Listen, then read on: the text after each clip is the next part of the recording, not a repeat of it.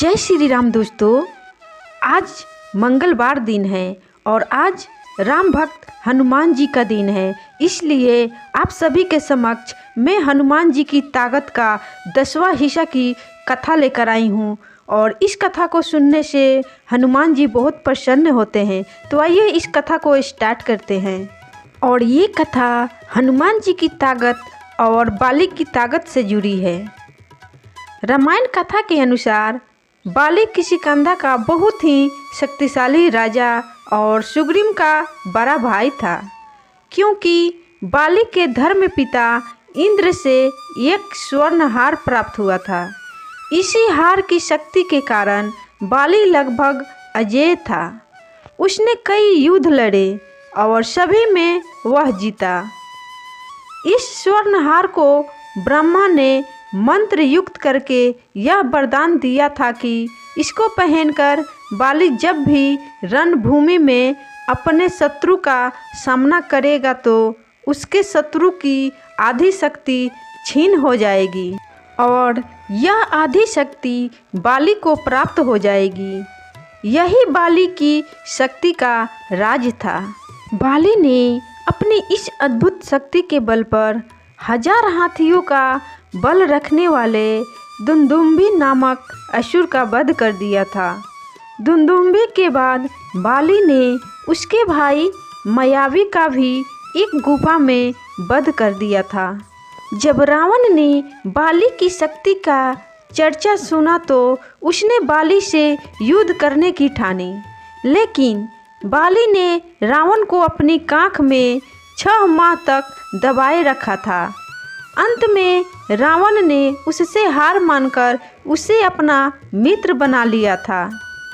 बाली को इस घटना के बाद से और भी ज़्यादा अपने शक्ति का घमंड हो गया था कि उसे विश्व में कोई भी हरा नहीं सकता या कोई भी उसका सामना नहीं कर सकता। फिर एक दिन की बात है, राम भक्त हनुमान वन में तपस्या कर रहे थे। उस दौरान अपनी ताकत के नशे में चूर बाली लोगों को धमकाता हुआ वन में पहुंचा और चिल्लाने लगा कि कौन है जो मुझे हरा सकता है? किसी ने माँ का दूध पिया है जो मुझसे मुकाबला करे? हनुमान जी उसी वन में राम नाम जप से तपस्या कर रहे थे। बाली के चिल्लाने से उनकी तपस्या में विघ्न हो रहा था। उन्होंने बाली से कहा, वानर राज, आप अति बलशाली हैं, आपको कोई नहीं हरा सकता, लेकिन आप इस तरह चिल्ला क्यों रहे हैं? यह सुनकर बाली भड़क गया।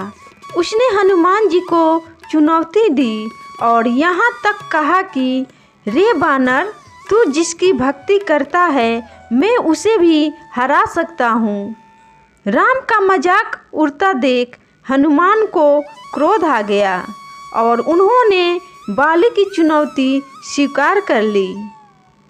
तय हुआ कि अगले दिन सूर्योदय होते ही दोनों के बीच युद्ध होगा।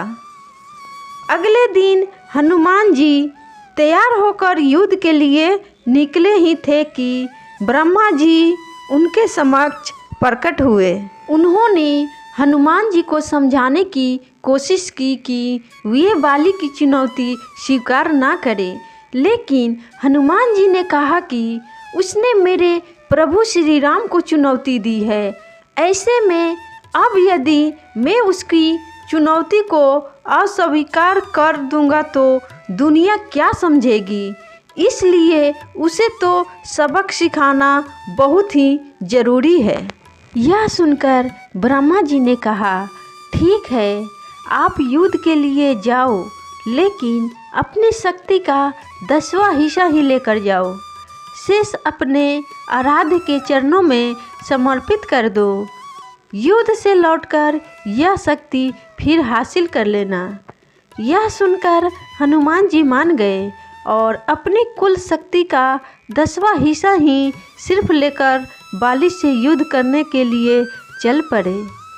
युद्ध के मैदान में हनुमान जी ने जैसे ही बाली के सामने अपना कदम रखा, ब्रह्मा जी के वरदान के अनुसार हनुमान जी की शक्ति का आधा हिस्सा बाली के शरीर में समाने लगा। इससे बाली बहुत खुश होने लगा। लेकिन जैसे ही बाली को यह अनुभव हुआ कि उसके शरीर में उसे अपार शक्ति का एहसास हो रहा है, जैसे ताकत का कोई समंदर शरीर में हिलोरे ले रहा हो, चंद पलों के बाद बाली को लगने लगा मानो उसके शरीर की नसें फटने वाली है और रक्त बाहर निकलने ही वाला है। तभी अचानक ही वहाँ ब्रह्मा जी प्रकट हुए और उन्होंने बाली से कहा कि खुद को जिंदा रखना चाहते हो तो तुरंत ही हनुमान जी से कोसों दूर भाग जाओ, अन्यथा तुम्हारा शरीर फट जाएगा। बाली को कुछ समझ में नहीं आया, लेकिन वह ब्रह्मा जी को यूं प्रकट देखकर समझ गया कि कुछ तो गड़बड़ है और वह वहां से तुरंत ही भाग खड़ा हुआ। बहुत दूर जाने के बाद उसे राहत मिली, शरीर में हल्कापन लगने लगा। तब उसने देखा कि ब्रह्मा जी उसके समक्ष खड़े हैं। तब ब्रह्मा जी ने कहा कि तुम खुद को दुनिया में सबसे शक्तिशाली समझते हो, लेकिन तुम्हारा शरीर हनुमान जी की शक्ति का छोटा सा हिस्सा भी नहीं संभाल पा रहा है। तुम्हें मैं बताना चाहता हूँ कि हनुमान जी अपनी शक्ति का 10वां भाग ही लेकर तुमसे लड़ने आए थे। सोचो, यदि संपूर्ण भाग लेकर आते तो तुम्हारा क्या होता। बाली यह जानकर समझ गया कि मैंने बहुत बड़ी भूल की थी। बाद में बाली ने हनुमान जी को दंडवत प्रणाम किया और बोला, अथाह बल होते हुए भी हनुमान जी शांत रहते हैं और राम भजन गाते रहते हैं, और एक मैं हूँ जो उनके एक बल के बराबर भी नहीं हूँ और उनको ललकार रहा था। मुझे क्षमा करें हनुमान जी। फिर क्या था, हनुमान जी ने उसे क्षमा कर दिया और साथ में ये भी कहा कि धरती पर किसी भी मनुष्य को भी अपने आप पर कभी भी घमंड नहीं करना चाहिए, चाहे वो कितना भी बड़ा आदमी क्यों ना हो।